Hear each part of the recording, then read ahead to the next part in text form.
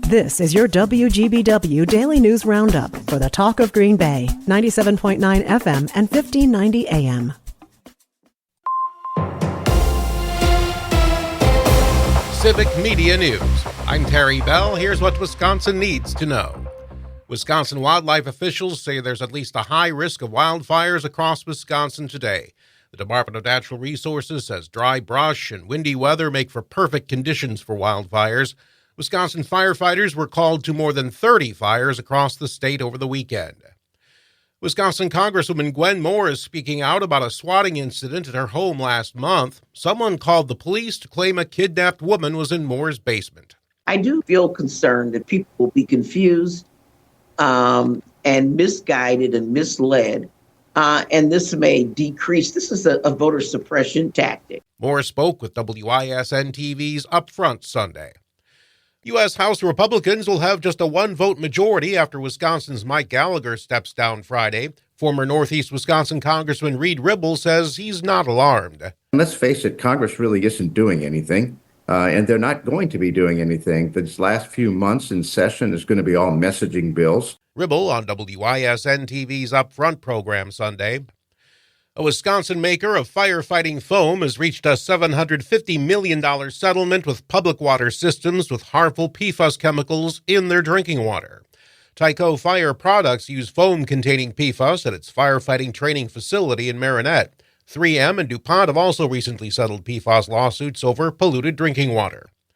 Governor Evers says he wants more money for the universities of Wisconsin. Evers on Friday said he's going to ask the legislature for the largest investment in higher education in more than 20 years. Financial updates for 7 campuses last week show stagnant or falling enrollment, rising expenses, and budget deficits. The O.J. Simpson murder trial was 30 years ago, but it changed the news business in ways we still see today.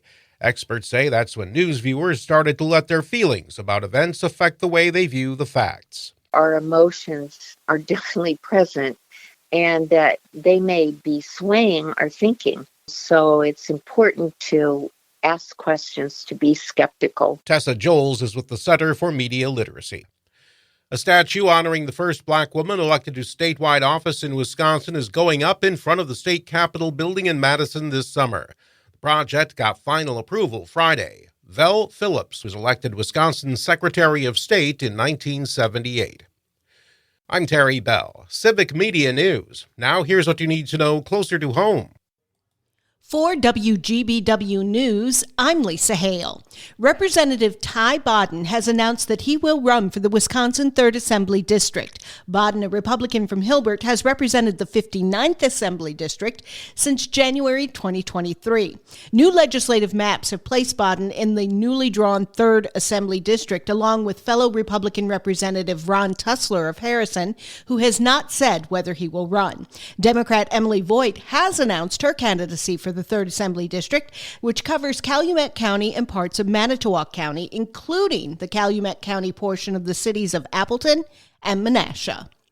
The Wisconsin Department of Natural Resources reports it dealt with 37 fires across Wisconsin Saturday, the single most active wildfire day this year. About 300 acres burned in the fires. The entire listening area is in the high or very high danger category for wildfires. A DNR press release says that on windy, dry days, embers from any fire, especially burn piles and campfires, can easily get out of control and cause a wildfire if they're not properly extinguished.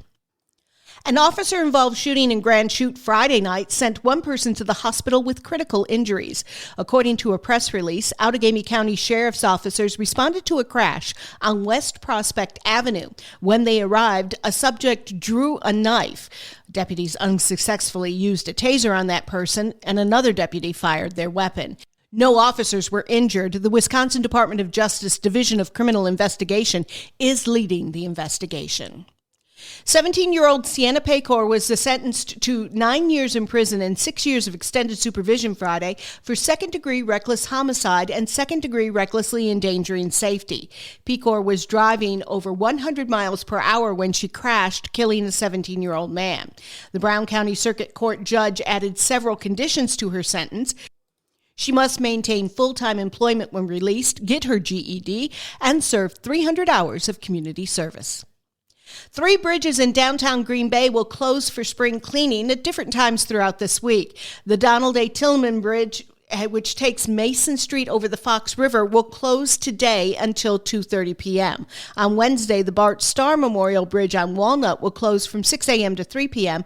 And on Friday, the Ray Nitschke Memorial Bridge on Dousman and Maine will close between 3:30 a.m. and 2 p.m. The repairs, of course, are weather permitting.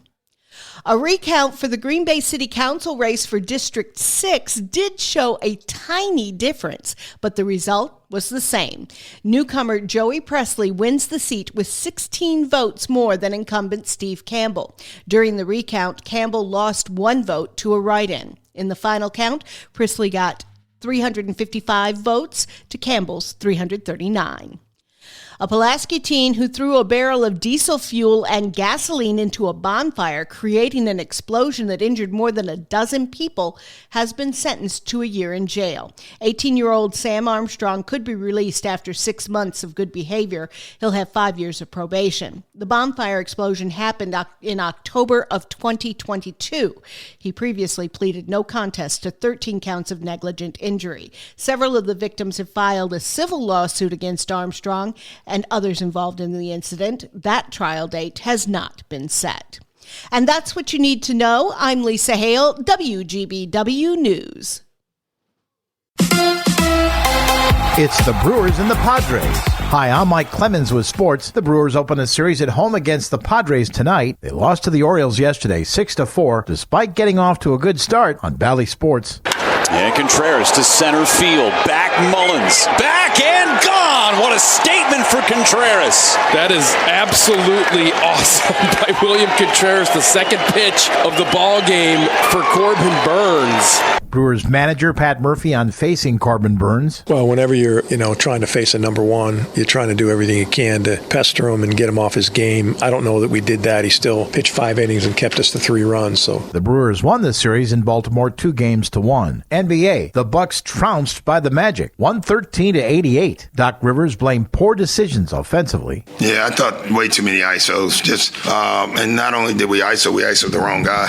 The Bucks will host the Pacers Sunday in round 1 of the playoffs. In golf, Scottie Scheffler wins his second green jacket at the Masters. It's hard to put into words how special this is. It's been a long week, a grind of a week. The golf course was so challenging, and to be sitting here wearing this jacket again and getting to take it home is extremely special. Scheffler winning by 4 strokes. With sports, I'm Mike Clemens. On your entertainment beat, I'm Pete Schwaba. If people had listened to Nightlight with me, Pete Schwaba, weeknights from 7 to 9 p.m. here on the Civic Media Radio Network, where I never make shameless plugs, they would have known what to expect from the movie Sasquatch Sunset, a film that focuses on every possible bodily fluid imaginable from a Sasquatch. Yahoo Entertainment reports that some moviegoers were so disgusted they walked out during the film. Star and producer of the film, Jesse Eisenberg, said recently, "There are so many movies made for people who like typical things. This is not that." Eisenberg called the project a labor of love for everyone involved, but for moviegoers, it's just labor. In It's About Time news, there's a Chris Farley biopic in the works. Variety reports that Paul Walter Hauser will star as the late Chris Farley. Josh Gad will direct. The team will use material adapted from the best-selling biography, The Chris Farley Show. It's hard to believe the incredibly talented Farley has already been gone 27 years.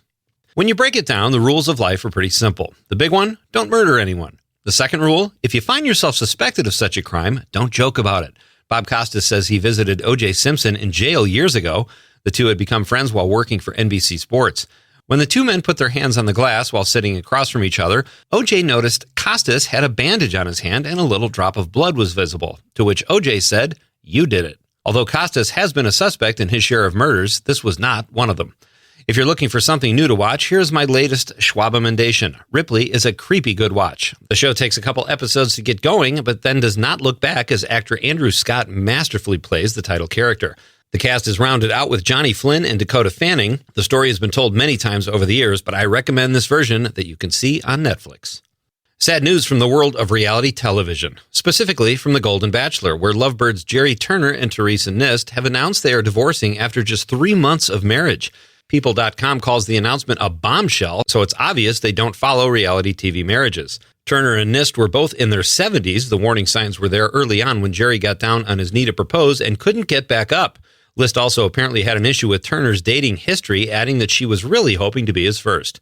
The two were married during the season finale in the fall of 2023. The event was televised by ABC, but the network must have seen the writing on the wall as they held the ceremony at a La Quinta. Apparently, there was no vacancy at the Baymount Suites.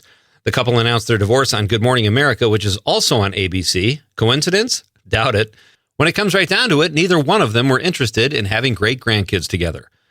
For more showbiz fun, tune in to Nightlight with me, Pete Schwaba, every night between 7 and 9 p.m. on the Civic Media Radio Network. Mostly sunny today. We'll get to 68 for a high this afternoon with wind out of the north at 5 to 15. Tonight, partly cloudy, 41. Tomorrow, little sun in the morning, then clouds and showers in the afternoon with a high of 60. Rain and thunderstorms are likely tomorrow night into Wednesday with rain. Heavy at times, up to an inch or more possible from tomorrow night into Wednesday. I'm meteorologist Sean Cable. Currently, it's 51. That's your WGBW Daily News Roundup from Civic Media. Subscribe to this podcast on Spotify, Apple, or wherever you find your podcasts. Find more news at WGBW.FM.